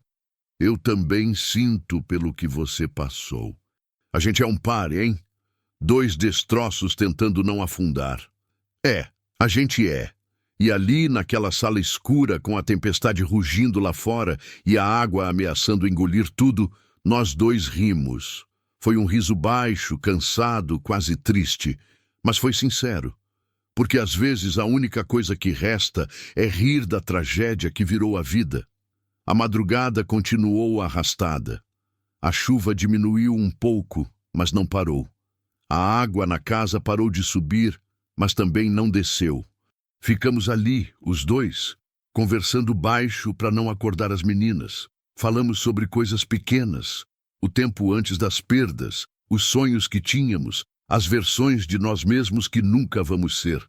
Quando o dia começou a clarear, a chuva finalmente deu uma trégua. Ainda caía, mas era uma garoa fina, quase civilizada comparada com o dilúvio da noite. Abri a porta da frente com cuidado. A varanda estava coberta de água. A estrada tinha virado um lago barrento. Árvores caídas, galhos por todo lado, a paisagem transformada pela violência da tempestade. Mas a água não tinha subido mais. E lá longe, no horizonte, havia uma faixa de céu menos cinzento. "Tá passando", disse Cláudio ao meu lado. "Tá. Quando você acha que a água vai baixar?" "Hoje não. Amanhã talvez. Depende de parar de chover de vez." Ele suspirou, conformado. "A gente está preso aqui por mais um tempo, então." "Tá, mas está vivo. E isso é o que importa." As meninas acordaram logo depois. A Ana quis saber se a tempestade tinha acabado. Disse que mais ou menos. A Jéssica foi até a janela e ficou olhando a água em silêncio, com aquela expressão pesada que ela carregava o tempo todo. Fiz café, esquentei leite, servi pão com manteiga. Comemos na cozinha, todos apertados ao redor da mesinha. A luz ainda não tinha voltado, mas a claridade do dia ajudava. Depois do café, Cláudio foi conferir o quarto de hóspedes. A água tinha diminuído um pouco, mas o chão ainda estava molhado, as paredes com marcas de umidade. Ia demorar dias para secar completamente. "Vocês vão ter que dormir no meu quarto mesmo", disse. "Eu durmo no sofá." "Dalva, não. Não discute. Já está decidido." Ele quis argumentar, mas eu já tinha virado as costas. O dia passou devagar. Não tinha o que fazer além de esperar. Esperar a água baixar, esperar a chuva parar, esperar o Zé dar notícias, esperar a vida voltar a fazer sentido. Mas enquanto esperávamos, algo mudou. Não era nada grande, nada dramático. Era só companhia. Era ter gente na casa, era ouvir vozes, era não estar sozinha com meus fantasmas. E pela primeira vez em 2 anos e meio, a casa não parecia um túmulo, parecia um lar. A água começou a baixar no 4º dia, devagar, como tudo que acontece no interior. Mas baixou. A chuva tinha parado de vez durante a noite, e o sol da manhã apareceu tímido, como se pedisse desculpas pela tempestade. Quando olhei pela janela, vi que a estrada começava a aparecer de novo, lamacenta e cheia de destroços. Mas ali, o telefone voltou a funcionar no meio da manhã. A primeira coisa que fiz foi ligar para o Zé. Ele atendeu no 2º toque, a voz cansada, mas aliviada. "Dona Dalva, graças a Deus, estava preocupado com a senhora. Eu também estava preocupada com você. Conseguiu se proteger?" "Consegui. Fiquei preso na cidade, não deu para sair, mas estou bem." "E a senhora? Alagou aí?" "Entrou um pouco de água, mas está baixando agora." "E o pessoal que está com a senhora?" "Tão bem, assustados, mas bem. Assim que a estrada secar um pouco, eu vou aí terminar o serviço. Deve ser amanhã, se tudo der certo." "Obrigada, Zé." "Imagina, dona Dalva, a gente se cuida por aqui, né? É o que tem." Desliguei e voltei para a cozinha, onde Cláudio estava ajudando as meninas a tomar café. Quando contei que o Zé ia vir no dia seguinte, vi o alívio no rosto dele. Mas também vi outra coisa, algo parecido com tristeza. "Amanhã a gente pode ir embora então", disse ele, tentando parecer animado. "Pode", confirmei. As meninas comemoraram. A Ana bateu palmas, dizendo que finalmente iam chegar na casa nova. A Jéssica sorriu, mas era um sorriso pequeno, controlado. Ela olhou para mim e naquele olhar havia uma pergunta que ela não sabia fazer. O dia foi estranho. Tinha uma leveza porque a tempestade tinha passado, porque o pior tinha ficado para trás. Mas também tinha um peso, uma consciência de que aquilo estava chegando ao fim. Amanhã o carro ia ficar pronto. Amanhã eles iam embora. E a casa ia voltar a ser só minha. Cláudio trabalhou o dia inteiro lá fora, ajudando a limpar a bagunça que a tempestade deixou. Recolheu galhos, consertou a cerca que tinha caído, desentupiu a calha. Trabalhava com uma urgência que eu conhecia bem. A urgência de quem precisa se manter ocupado para não pensar demais. As meninas brincavam no quintal, agora que o sol tinha secado um pouco o chão. A Flor corria atrás delas, feliz, como se não tivesse passado uma noite inteira de terror. Bicho esquece rápido, gente não. À tarde, enquanto eu preparava o jantar, a Jéssica entrou na cozinha e sentou na cadeira, balançando as pernas. Dalva, começou ela, hesitante. Oi, meu bem. A gente vai embora amanhã? Se o carro ficar pronto, sim. E a gente nunca mais vai ver você? A pergunta me acertou no peito. Parei de mexer a panela e me virei para ela. Não sei, respondi honesta. Imperatriz é longe e vocês vão ter uma vida nova lá, mas quem sabe um dia vocês podem voltar para visitar. Eu não quero ir embora, disse ela de repente, a voz fina. Por quê? Porque aqui eu me sinto segura, porque você é legal, porque parece com casa, e faz tempo que eu não sinto que estou numa casa de verdade. Meu peito apertou tanto que quase não consegui respirar. Larguei a colher, sequei as mãos no avental e agachei na frente dela, ficando na altura dos olhos. Jéssica, escuta bem o que eu vou te falar, disse, segurando as mãos pequenas dela. Casa não é lugar.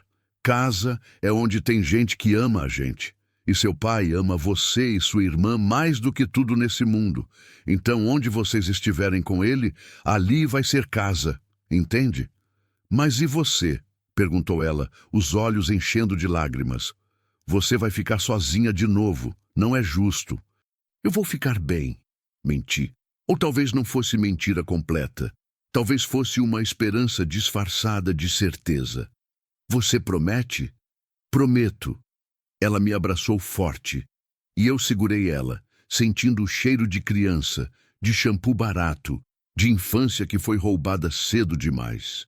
Quando ela se soltou, limpou as lágrimas com as costas da mão e saiu correndo para o quintal, como se precisasse fugir daquele momento antes que ele a quebrasse.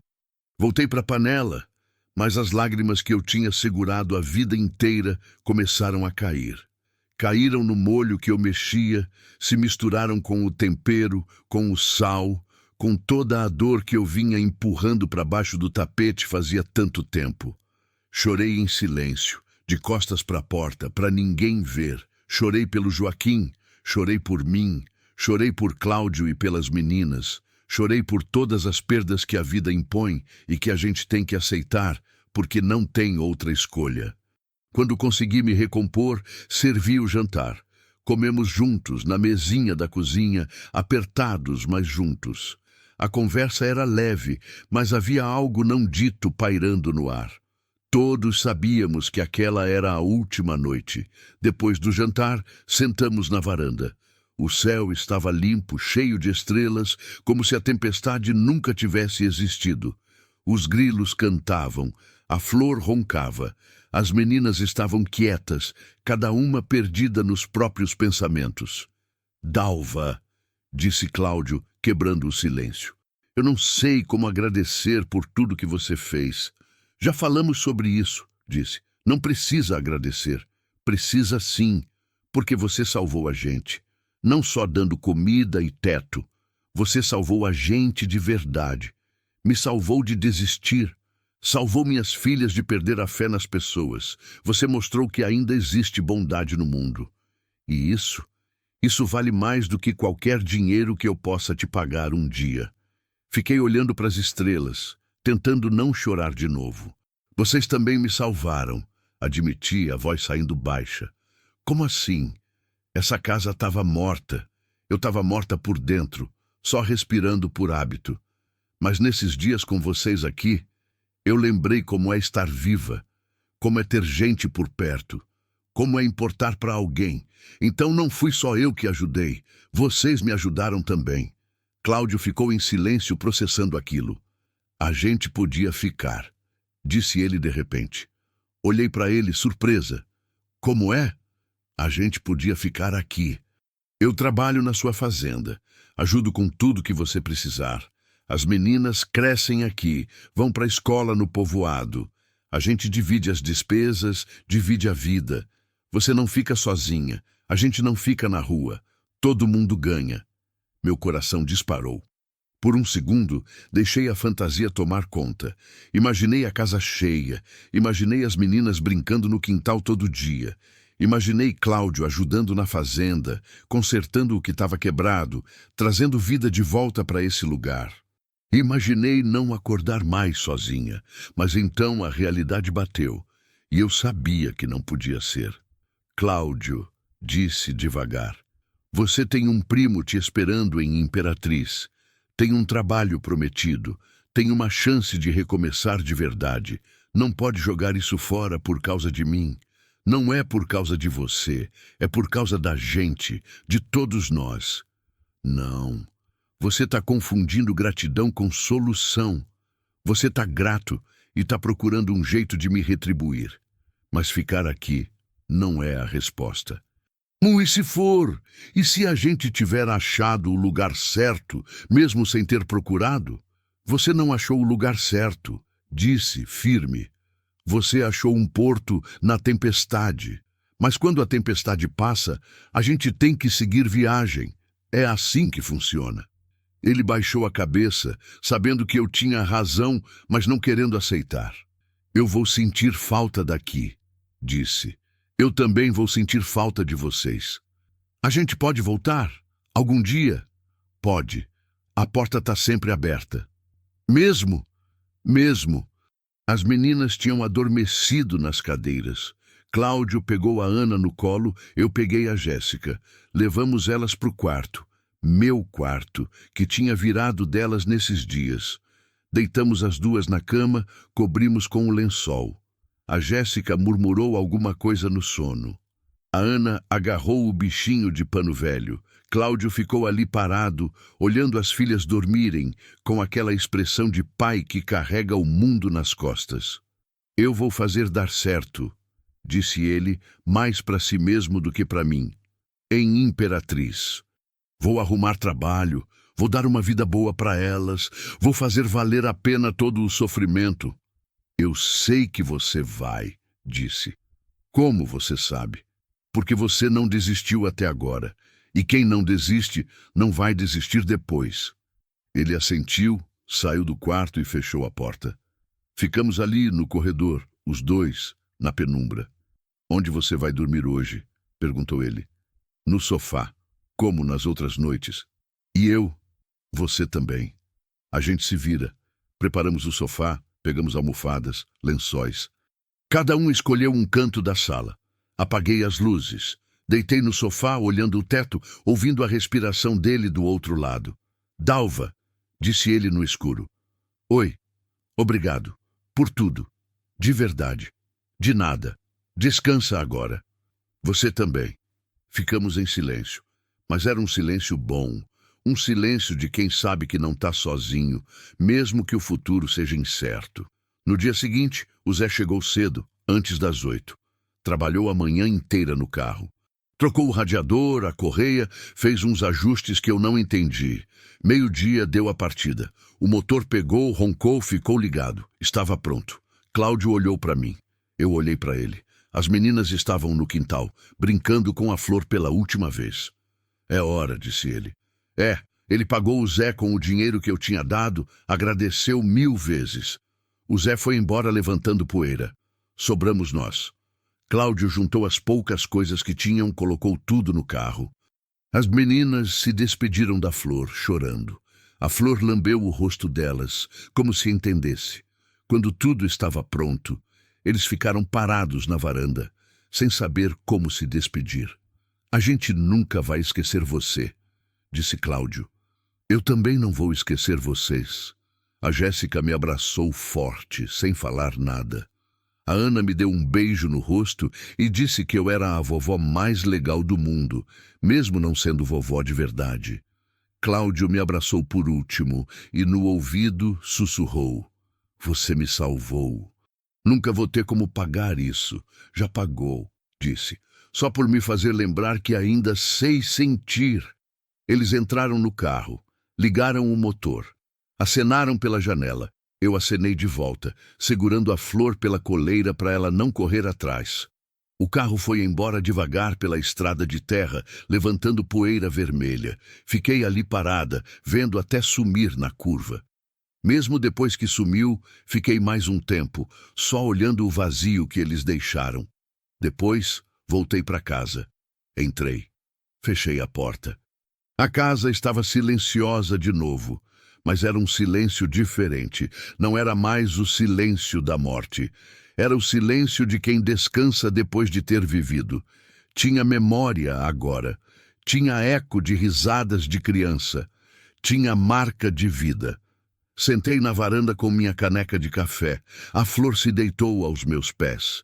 Olhei o horizonte imenso, o céu azul, a terra vermelha. E pela primeira vez em 2 anos e meio, sorri. Um sorriso pequeno, um sorriso cansado, mas um sorriso verdadeiro. Porque tinha ajudado alguém. Porque tinha feito diferença, porque tinha lembrado que ainda era capaz de amar, mesmo que de longe, mesmo que por pouco tempo. A solidão ainda estava ali, sempre ia estar, mas agora ela tinha companhia. A lembrança de que um dia, por alguns dias, a casa não esteve vazia, e isso, descobri, era suficiente. Era mais do que suficiente. Era recomeço.